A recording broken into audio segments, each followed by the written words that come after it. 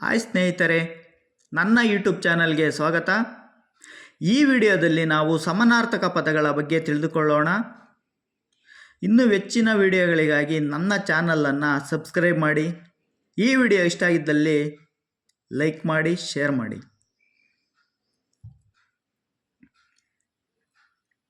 ಒಂದು, ಅಡಿ. ಅಡಿ ಎಂದರೆ ಪಾದ. ಎರಡು, ಅನ್ವಯ. ಅನ್ವಯ ಎಂದರೆ ವಂಶ. ಮೂರು, ಇನ. ಇನ ಎಂದರೆ ಸೂರ್ಯ. ನಾಲ್ಕು, ಉರವಣಿಸು. ಉರವಣಿಸು ಎಂದರೆ ಹೆಚ್ಚಾಗು. ಐದು, ಋಣ. ಋಣ ಎಂದರೆ ಹಂಗು. ಆರು, ಕಿಂಕರ. ಕಿಂಕರ ಎಂದರೆ ಸೇವಕ. ಏಳು, ಗಡಣ. ಗಡಣ ಎಂದರೆ ಸಮೂಹ ಅಥವಾ ಗುಂಪು. ಎಂಟು, ಗದ್ದುಗೆ. ಗದ್ದುಗೆ ಎಂದರೆ ಪೀಠ. ಒಂಬತ್ತು, ಗ್ಲಾನಿ. ಗ್ಲಾನಿ ಎಂದರೆ ತಲ್ಲಣ. ಹತ್ತು, ಚಿತ್ತ. ಚಿತ್ತ ಎಂದರೆ ಮನಸ್ಸು. ಹನ್ನೊಂದು, ತನೂಜ. ತನೂಜ ಎಂದರೆ ಮಗ. ಹನ್ನೆರಡು, ದೃಗುಜಲ. ದೃಗುಜಲ ಎಂದರೆ ಕಣ್ಣ ನೀರು. ನೆಕ್ಸ್ಟ್ 13, ಬಾಯ್ದಂಬಲುಕೆ. ಬಾಯ್ದಂಬಲುಕೆ ಎಂದರೆ ಎಂಜಲಿಗೆ. 14, ಭೇದ. ಭೇದ ಎಂದರೆ ವ್ಯತ್ಯಾಸ. 15, ಮುರಾರಿ. ಮುರಾರಿ ಎಂದರೆ ಕೃಷ್ಣ. 16, ಮೇದಿನಿ. ಮೇದಿನಿ ಎಂದರೆ ಭೂಮಿ. 17, ರಣ. ರಣ ಎಂದರೆ ಯುದ್ಧ. 18, ರವಿ. ರವಿ ಎಂದರೆ ಸೂರ್ಯ. 19, ರವಿಸುತ. ರವಿಸುತ ಎಂದರೆ ಸೂರ್ಯನ ಮಗ ಕರ್ಣ.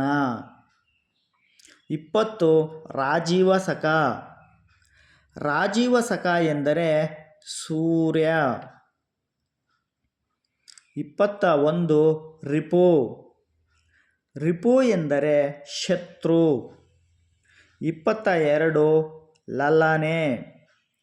ಲಲನೆ ಎಂದರೆ ತರುಣಿ. 23, ಶೌರಿ. ಶೌರಿ ಎಂದರೆ ಕೃಷ್ಣ. 24, ಸಂತತಿ. ಸಂತತಿ ಎಂದರೆ ವಂಶ. 25, ಸುತ. ಸುತ ಎಂದರೆ ಮಗ. ನೆಕ್ಸ್ಟ್ 26, ಸೂನುಗಳು. ಸೂನುಗಳು ಎಂದರೆ ಮಕ್ಕಳು. 27, ಹಗೆ. ಹಗೆ ಎಂದರೆ ಶತ್ರು. 28, ಅಸಾದ. ಅಸಾದ ಎಂದರೆ ಪ್ರಸಾದ. 29, ಇಳೆ. ಇಳೆ ಎಂದರೆ ಭೂಮಿ. 30, ಎಲರ್. ಎಲರ್ ಎಂದರೆ ಗಾಳಿ. 31, ಕೊನೆ. ಕೊನೆ ಎಂದರೆ ಗೊನೆ. 32, ತಿರೆ. ತಿರೆ ಎಂದರೆ ಭೂಮಿ. 33, ಮಕಮಲ್ಲು. ಮಕಮಲ್ಲು ಎಂದರೆ ನಯವಾದ ಬಟ್ಟೆ. 34, ವನದಿ. ವನದಿ ಎಂದರೆ ಸಮುದ್ರ. 35, ಅಬ್ದೀಪ. ಅಬ್ದೀಪ ಎಂದರೆ ವರುಣ. 36, ಉಪವನ. ಉಪವನ ಎಂದರೆ ಉದ್ಯಾನವನ.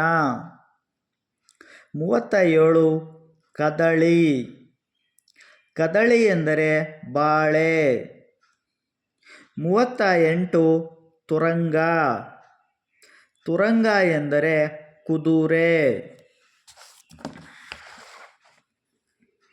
39 ನೆತ್ತಿ.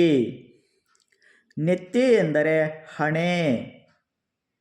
40 ಲಿಖಿತ. ಲಿಖಿತ ಎಂದರೆ ಬರೆಹ. 41 ವಾಸಿ.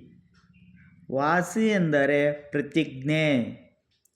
41 ಅಗಡು. ಅಗಡು ಎಂದರೆ ಶೌರ್ಯ. 42 ಉರ್ವಿ. ಉರ್ವಿ ಎಂದರೆ ಭೂಮಿ. 43 ನೃಪ. ನೃಪ ಎಂದರೆ ದೊರೆ. 44 ಮುಳಿ. ಮುಳಿ ಎಂದರೆ ಕೋಪ. 45 ವಾಜಿ. ವಾಜಿ ಎಂದರೆ ಕುದುರೆ. 46 ಹಯ.